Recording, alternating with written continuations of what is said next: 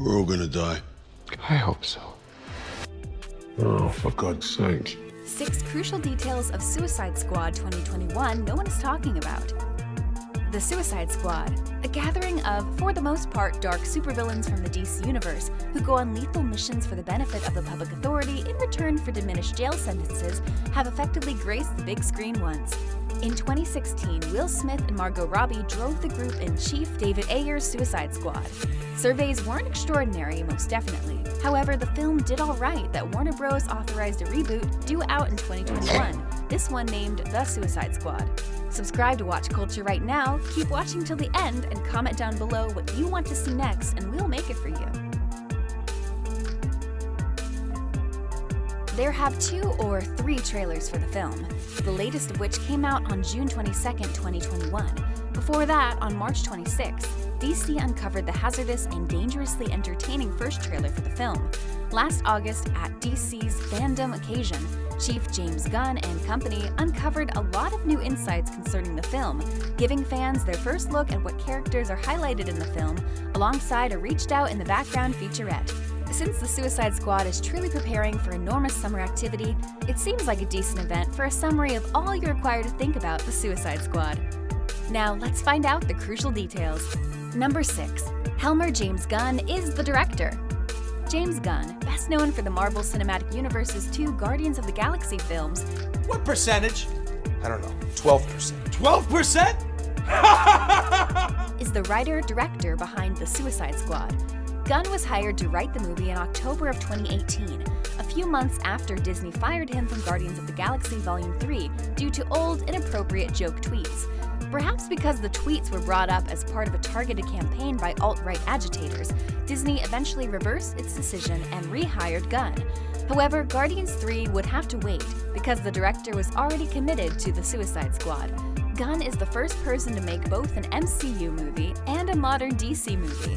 At DC FanDome, Gunn said the movie, which finished shooting in February, was by far the biggest movie I've ever made, and promised it had as many explosions and crashes as any other film ever made. Number 5. It's not a sequel. Not exactly. The Suicide Squad is not a sequel to the 2016 movie, as producer Peter Safran told comicbook.com in April of 2019. But it's not completely not a sequel either, as there will be some returning actors and characters from the Ayer movie. This is fitting with DC's more laissez-faire approach to continuity, ever since Justice League underwhelmed critically and at the box office. Films like Aquaman and Shazam have nominally exist in the DCEU, but they largely exist on their own. Harley Quinn: Birds of Prey was technically a sequel to the first Suicide Squad, but aside from Margot Robbie's titular character and one tossed-off line referencing the events of the earlier film, it didn't really acknowledge the 2016 movie at all. Expect the Suicide Squad to take what worked from the first movie and leave behind anything that didn't. Continuity doesn't matter nearly as much as having some fun. Number 4. Actors from the first film will reprise their roles. Margot Robbie's Harley Quinn will return for the 3rd time in The Suicide Squad. She'll be joined by 3 of her 2016 co-stars. Viola Davis will reprise her role as Agent Amanda Waller, the brains behind the squad's mission. Joel Kinnaman will play Rick Flag, the team's handler, and Jai Courtney will return as the Aussie villain Captain Boomerang. Will Smith will not be reprising his role as Deadshot. Jared Leto's Joker is apparently too twisted for a reprise appearance, despite showing up in Zack Snyder's Justice League. And nobody from the Birds of Prey cast, aside from Robbie, is confirmed to return. Number 3. DC characters' first appearance. Although most of the cast had been revealed earlier, it wasn't until DC's FanDome event on August 22, 2020 that the full list of new characters was revealed, and most of them are very obscure for the casual DC viewer. Idris Elba is playing Bloodsport, a mercenary with high-tech weaponry who is traditionally a Superman villain in the comics. The trailer released in June reveals that he's working with the Suicide Squad because Waller is using his daughter Tyla, Storm Reed, as leverage. We also hear that he put Superman in the ICU with a kryptonite bullet, which is pretty hardcore. Pete Davidson plays Blackguard, a villain to the time-traveling hero Booster Gold, who wears high-tech armor. He's also very afraid of werewolves, apparently. Doctor Who's Peter Capaldi is playing the telepathic Flash villain The Thinker.